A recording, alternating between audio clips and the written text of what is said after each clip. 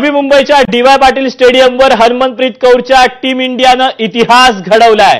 भारतीय महिला संघानं दक्षिण आफ्रिकेला हरवून पहिल्यांदाच महिला वनडे विश्वचषकावर आपलं नाव कोरलं। या विजयासह कोट्यवधी भारतीय क्रिकेट चाहत्यांचं स्वप्नही साकार झालं। या सामन्यात भारतानं दक्षिण आफ्रिकेसमोर 299 धावांचं आव्हान ठेवलं होतं आणि या आव्हानाचा पाठलाग करताना दक्षिण आफ्रिकेची कर्णधार लॉला वुलवॉर्टनं शतकी खेळी केली, पण एका बाजूनं अपेक्षित साथ न लाभल्यानं तिचे प्रयत्न अपुरे ठरले आणि भारतानं एका ऐतिहासिक विजयाला गवसणी घातलेली आहे। अफलातून अशी ही मॅच झालेली आहे आणि नवी मुंबईच्या डी.वाय. पाटील स्टेडियमवर हरमनप्रीत कौरच्या टीम इंडियानं इतिहास घडवलेला आहे। भारतीय महिला संघानं दक्षिण आफ्रिकेला नमवलेलं आहे, हरवलेलं आहे आणि पहिल्यांदाच महिला वनडे विश्वचषकावर आपलं नाव कोरलेलं आहे। आणि अर्थातच या विजयासह कोट्यवधी भारतीय क्रिकेट चाहत्यांचं स्वप्नही साकार झालंय। या सामन्यात भारतानं दक्षिण आफ्रिकेसमोर 299 धावांचं आव्हान ठेवलं होतं। या सगळ्याबद्दल आपल्यासोबत बोलण्यासाठी क्रिकेट समीक्षक सुनंदन लेले सर आहेत। सर, किती वेळ श्वास रोखून धरला होता? अजिबात नाही, कारण पूर्ण वेळ दीपक कंट्रोल जो होता तो भारतीय संघाच्या हाती राहिलेला आहे। 300च्या आसपासची जेव्हा धावसंख्या उभारली तेव्हापासूनच दडपणाचं ओझं हे दक्षिण आफ्रिकेवरती वाढत गेलेलं आहे।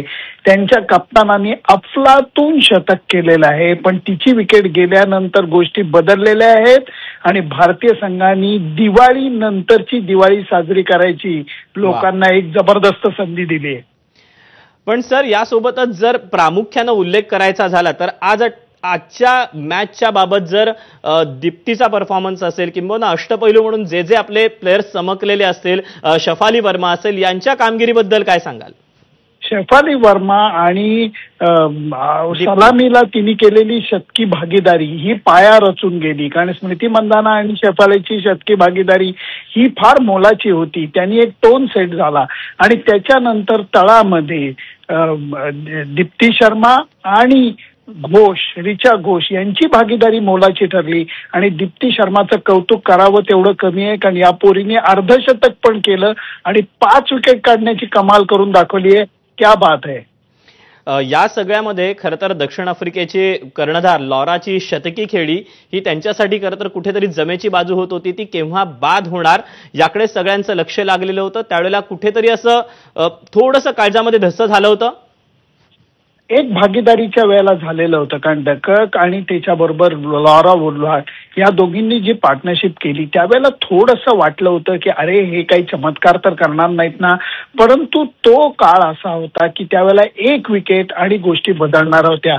त्यामुळे जे ताकद जी होती ती भारतीय संघाच्या बाजूनी होती आणि मला वाटतं लॉरा वुलवॉर्टनी अफलातून खेळी केली, पण तिला जेव्हा समोरनं साथ मिळेनाशी झाली तेव्हा तिचाही संयम सुटला आणि नंतर ती आऊट झाल्यानंतर भारताला विजयापासून रोखणं अशक्य होऊन बसलं होतं।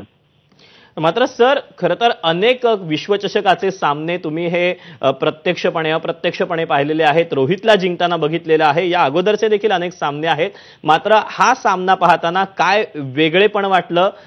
कुठल्या गोष्टीचं समाधान लाभलं? समाधान याचं लाभलेलं आहे, कारण भारतीय संघाने मधल्या काळामध्ये एक तोल हा घालवलेला होता।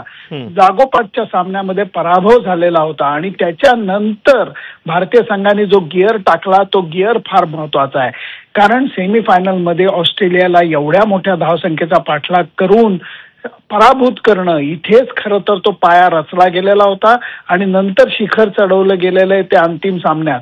कारण या सामन्यामध्ये सुद्धा दडपण हे दोन्ही संघावरचं वाढत होतं। सामना 2 तास उशिरानं चालू झाला, परंतु त्याच्यानंतर 300 धावा उभ्या करणं आणि त्याच्यानंतर समोरच्या टीमला असं रोखणं या सगळ्याच गोष्टी अभूतपूर्व झालेल्या आहेत। गेले 2-3 वर्ष जर का आपण पाहिलं तर T20 वर्ल्ड कप पुरुष संघाने जिंकला, पाठोपाठ एक चॅम्पियन्स ट्रॉफी जिंकलेली आहे, एशिया कप जिंकलेला आहे आणि आता महिला संघाने तर विश्वचषक जिंकून दाखवलेला आहे।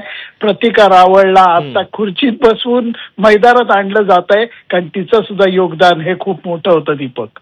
शफाली आणि स्मृती या दोघींनी खरं तर जी विक्रमी भागीदारी केलेली होती, जो सुरुवात त्यांनी करून दिलेली होती, त्यात तिथेच कुठेतरी पाया रचला गेला होता।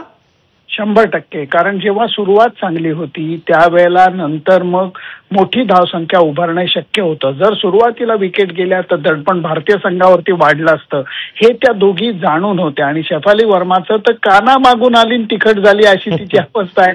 संघात नव्हती ती, प्रतिकार आवडला, दुखापत झाली म्हणून शेवटच्या 2 सामन्यामध्ये ती खेळली आणि सेमीफायनलला तिला थोडंसं अपयश आलं होतं. परंतु या सगळ्या दडपणाचा सामना करून त्या पोरीने आज 80च्या पुढच्या धावांची खेळी केली. महत्वाच्या 2 क्रुशियल विकेट्स पण काढल्या. म्हणून आज तिची खेळी, स्मृती मंदानाबरोबर तिने केलेली शतकी भागीदारी या सगळ्याच मोलाच्या ठरलेल्या आहेत विजयाच्या वाट्यामध्ये. सर याशिवाय खरं तर आपण 1-2 गोष्टी जर सोडल्या फिल्डिंग मधल्या तर आपली फिल्डिंग देखील तितकीच मजबूत झालेली देखील आजच्या सामन्यात पाहायला मिळाली. हो. कारण दीपक, आधीच्या सामन्यामध्ये अशी गोष्ट नव्हती. आपली फिल्डिंग चांगली झालेली नव्हती. इव्हन सेमीफायनलमध्ये आपली फिल्डिंग तेवढी चांगली झालेली नव्हती. आणि आता परिस्थिती अशी आहे की डाईव्ह मारून या पोरींनी बाउंड्रीज अडवल्या, धावा रोखल्या आणि त्याच्यानंतर वुलहॉर्डचा जो कॅच पकडला अमन जोगनी तो सुद्धा सुंदर होता. कारण त्याच्या वेळेला दडपण प्रचंड होतं, कारण तिची विकेट महत्वाची होती. रिचा घोषने विकेट किपिंग सुंदर केली आणि शेवटचा कॅच हा हरमनप्रीतच्या हाती गेलाय.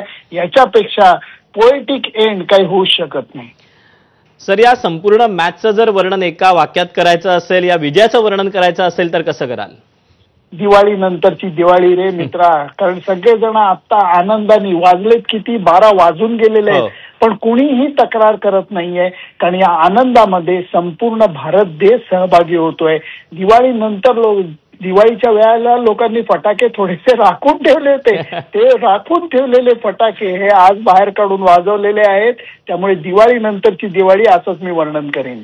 सर, धन्यवाद आपल्या या सविस्तर प्रतिक्रियेबद्दल आणि विश्लेषणाबद्दल. आणि यानंतर माझा सहकारी